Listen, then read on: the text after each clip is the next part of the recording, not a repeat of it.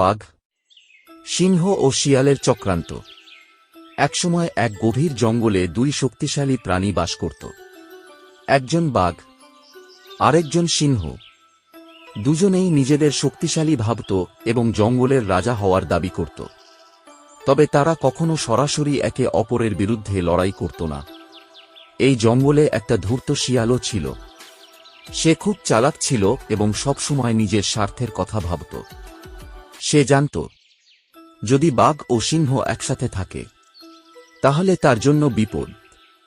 তাই সে তাদের মধ্যে শত্রুতা বাঁধানোর জন্য এক দুষ্টু ফন্দি বের করল। শিয়াল প্রথমে বাঘের খুব কাছের বন্ধু হয়ে উঠল। প্রতিদিন সে বাঘের সঙ্গে মিলে শিকারে বের হতো। বাঘ শিকার করলে শিয়াল তাকে নানা রকমের মিষ্টি কথা বলে প্রশংসা করত। আরে বাঘ মামা, তুমি তো অনেক শক্তিশালী। তোমার মতো শক্তিশালী এই বনে আর কেউ নেই। এই বনের রাজা তোমারই হওয়ার দরকার। ঠিক বলেছি না বাঘ মামা?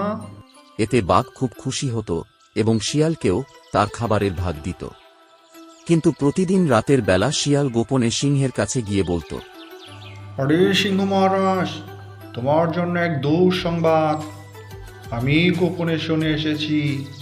বাঘ মামা বলতেছে সেই নাকি এই বনের প্রকৃত রাজা। তুমি দিন দিন দুর্বল হয়ে যাচ্ছ।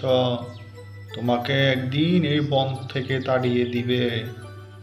সেই হচ্ছে এই বনের একমাত্র প্রকৃত রাজা। সিংহ এসব কথা শুনে ক্রুদ্ধ হয়ে উঠত, কিন্তু সরাসরি কিছু বলত না। পরদিন শিয়াল আবার বাঘের কাছে গিয়ে বলত, আরে বাঘ মামা, তুমি জানো সিংহ মহারাজ তোমার বিরুদ্ধে ষড়যন্ত্র করতেছে।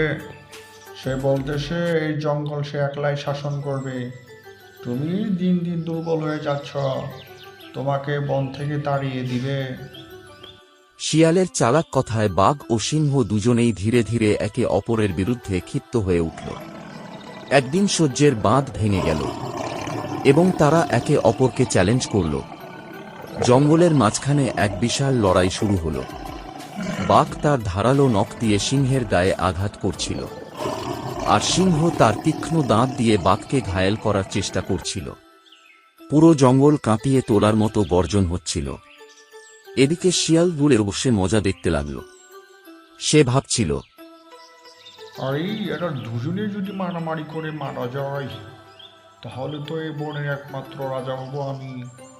নিজেকে যে ভাবতে কি ভালো লাগতেছে।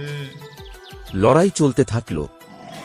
বাঘ ও সিংহ দুজনেই ভয়ানক আহত হল। তখন হঠাৎ ঝড় উঠল, বজ্রপাত হল, আর জঙ্গলে ঝড় দেখে বাঘ ও সিংহ ভয় পেয়ে গেল এবং লড়াই থামিয়ে পালানোর চেষ্টা করল। কিন্তু তখনই তাদের মনে পড়ল, আমাদের মধ্যে লড়াই বাঁধানোর পেছনে কে ছিল। তারা বুঝতে পারল, শিয়ালই তাদের শত্রুতা বাঁধিয়ে দিয়েছিল।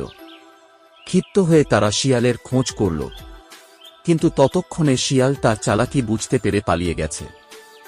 বাঘ ও সিংহ বুঝতে পারল, তাদের মধ্যে ঝগড়া লাগিয়ে শিয়াল নিজের সুবিধা নিতে চেয়েছিল।